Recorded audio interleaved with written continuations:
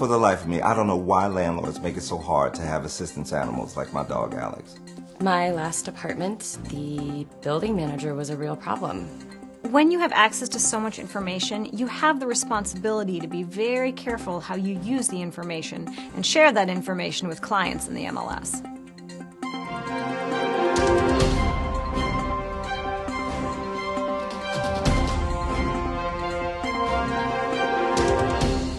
Hello, I'm Sandra Ortiz. Welcome to this edition of Housing Point. Today, we'll be discussing the Fair Housing Act in honor of its 50th anniversary in 2018.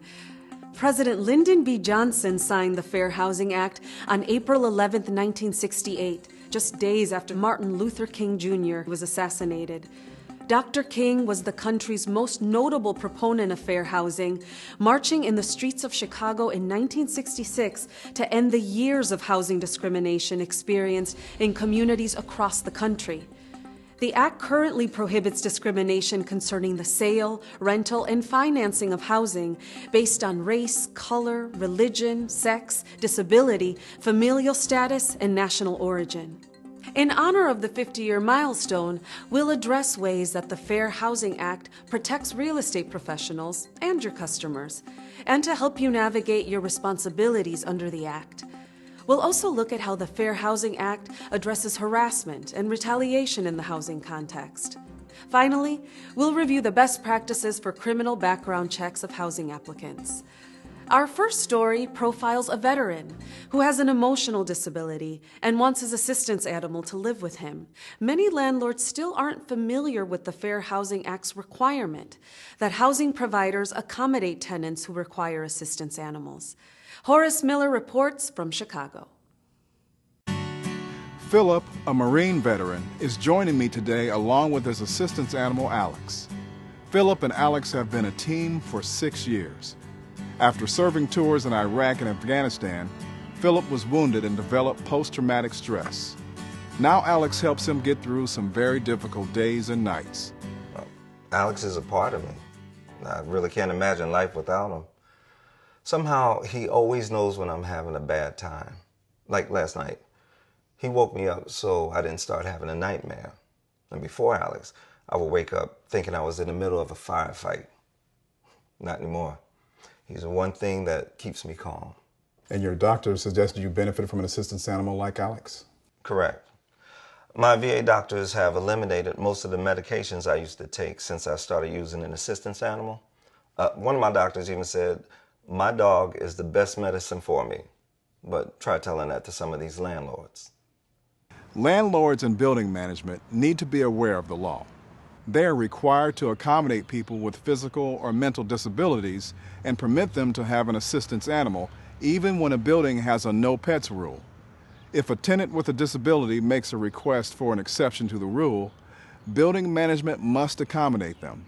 Unless there is a threat to the health and safety of others, the housing provider should consider and grant the request. Any animal that provides a disability-related service to the disabled can be considered an assistance animal, even monkeys, birds, or reptiles. Your building has a no pets rule. So what did you do to support your request for an exception? Well, since my disability is post-traumatic stress, which isn't something you can see, I provided management with a letter from my VA doctor. Now, the letter explains that I have a disability and that Alex provides me with disability-related assistance. Well, that should be all you need to have your animal live with you, right? You would think so, but then the landlord wanted to know what my disability was, what medication I was taking, and some other health-related information, which I didn't think was any of their business. According to the Fair Housing Act, housing providers and real estate professionals are not allowed to ask for information regarding medications, copies of medical records, or any details about the nature or severity of a person's disability. A letter from a doctor detailing the patient's need for an assistance animal should be all it takes to allow for an exception to any no pets rule. Of course, there are some people who try to exploit this right, and fake documents can be obtained from uncredible sources. If you suspect that documents are not credible, make a written record and advise the property owner of your concerns. Then have them advise you regarding next steps. For more information about the accommodation for assistance animals, visit fairhousing.realtor. Our next story concerns a mom who not only had to deal with harassment and retaliation from her landlord, but also another problem: discrimination against families with children, a protected class under the Fair Housing Act. Anne is a divorced mother living with her 9-year-old daughter, Casey. She thought she had found the perfect apartment for the two of them. But soon after moving in, the landlord began to harass her. When she reported his inappropriate behavior, he retaliated by shutting off her water. At first, he seemed really friendly, going out of his way to see if I needed anything. But then it became uncomfortable, and I complained. The next day, I went to give my daughter a bath, and the water had been shut off. And when I called my landlord about the problem, he wouldn't return my calls. Under the Fair Housing Act, just a single incident of harassment, such as a demand for sexual favors, may be enough evidence to constitute a hostile living environment. The Fair Housing Act also prohibits retaliation against anyone who reports a discriminatory housing practice. Now Anne wants to find a different one-bedroom apartment for herself and her daughter, but she's running into something else: landlords who don't want to rent to her because she has a child living with her. First, I had to deal with management companies that don't want to rent to families who have kids. Is it against the law for them to even ask if you have children? Well, they have ways of finding out. Social media, for instance. And usually they'll ask the ages of everyone in the family on those applications that you have to fill out. Or they will ask you, "So how old are your kids?" out of the blue, and then before you know it, you're answering without even thinking. And then suddenly they don't have any apartments available to rent right now, or ever. So that's why I only give our names. And sometimes landlords will actually say in their ads that they're renting to adults only, or they will imply that they don't want kids. Familiar status is a protected class under the Fair Housing Act, making it unlawful for housing providers to deny housing outright because a family has children living with them under the age of 18. These same protections apply to families who are expecting or adopting children. Additionally, housing providers may not restrict families with children to live in certain areas of the building complex, or refuse to let them use certain facilities. There are exceptions, including certain types of housing designed just for people 55 years or older.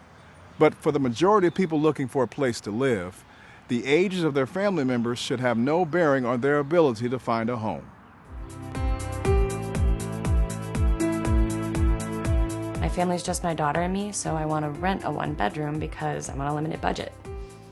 Even though there are buildings that allow kids, I was told that I have to rent a two-bedroom because there are two people in my family.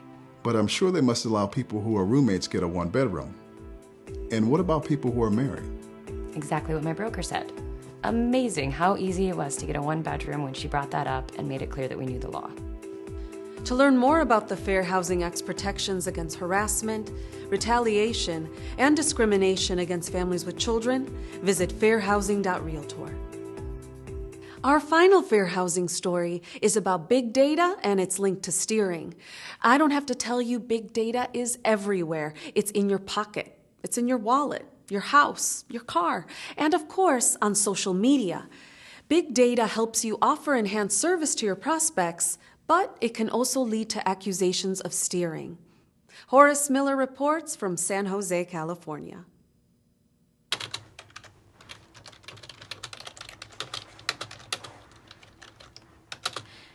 In real estate, data about properties and customers is readily available, and what used to take months to collect, organize, and analyze now takes only minutes or even seconds, and it seems to grow exponentially every day. There are even a number of services that aggregate all the data for a property to make it useful for a single housing transaction. So what kind of information is available to you? Well, before you even meet or speak to a client, you can learn their race, color, country of origin, disability, sexual orientation, familial status, and religion without much searching.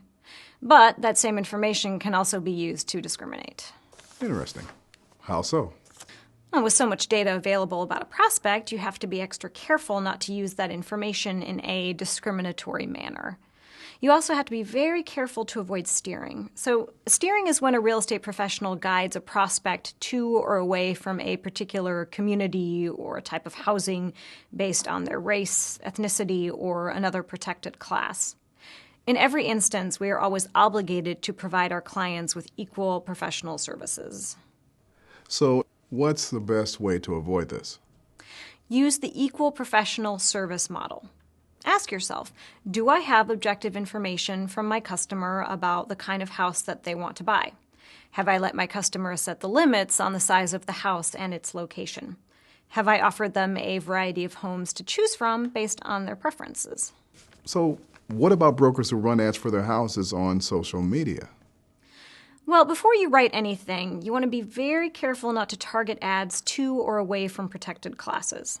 Otherwise, you could get into trouble for steering.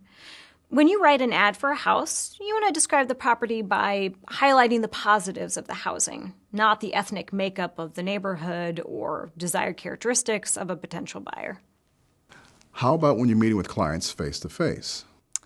Well, you want to ask the customer about their needs: size, style, features of a home, types of schools, convenient transportation, where they can shop.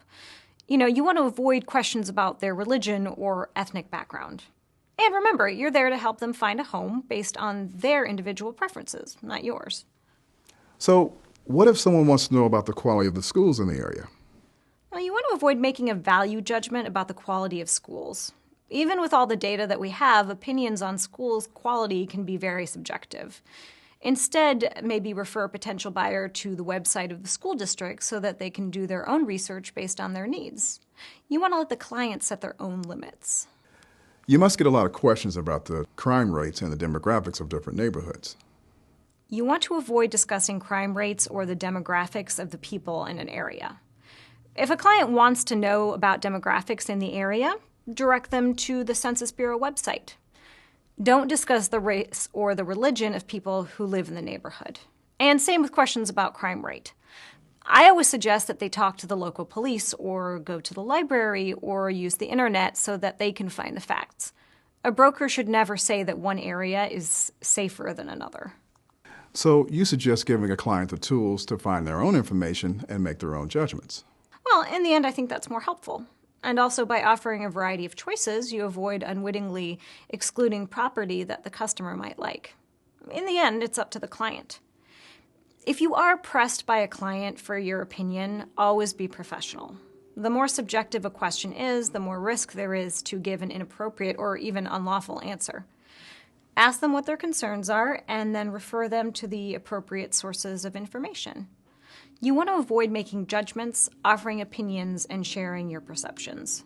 Tell a client it's your policy to help them make their own decisions. So even with an abundance of data at your fingertips, remember that any decision should always be left to the client.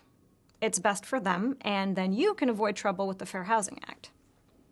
For more information on big data and how to avoid steering, visit fairhousing.realtor. Horace Miller joins me now via satellite to discuss criminal background checks. So, Horace, what have you learned in your travels around the country? Well, Sandra, the criminal background check issue poses a pretty daunting problem for people with a criminal history, as some individuals still seem to have trouble getting an application approved to rent an apartment. That doesn't seem fair. It's more than not fair. In some instances, it can be illegal. How should real estate professionals handle these situations? Landlords should implement a written policy for criminal background checks of housing applicants and apply that policy consistently to every applicant. A written policy gets everyone on the same page. It makes clear that the same standards apply to everyone, and it should be crafted with the safety and protection of all residents and property in mind. At the same time, it's against the fair housing laws for management companies to have a blanket ban on anybody who has a conviction. So what kind of information should a housing provider be looking for when formulating a policy? A landlord should allow an individual to provide additional information and should consider a number of factors when evaluating a housing applicant's criminal history. For instance, how long ago was the conviction? 5 years? 10 years? Avoid looking back indefinitely into a person's criminal history. How old were they? Were there any extenuating or mitigating circumstances? Have they been through a successful rehab? Was the crime a misdemeanor or a felony? Was it violent or nonviolent? And a housing provider should never consider arrests as part of the applicant's criminal history. To sum up, real estate professionals and management companies have to weigh the protection of the residents and property as they evaluate someone with a past conviction. A good policy helps those who have paid their debt to society find a place to live. Thanks for the excellent report, Horace. Thank you. For more information about criminal background checks, visit fairhousing.realtor. The National Association of Realtors has set an exemplary standard for equality in housing, which its members are obligated to uphold. In fact, NAR's Code of Ethics goes beyond the federal fair housing law and some state laws by prohibiting discrimination by its members based on sexual orientation or gender identity. And realtors do not take their responsibility lightly. Even when a state law does not prohibit discrimination against a client that is a member of the LGBT community, a broker's participation in such discrimination would run against their ethical obligations under NAR's Code of Ethics.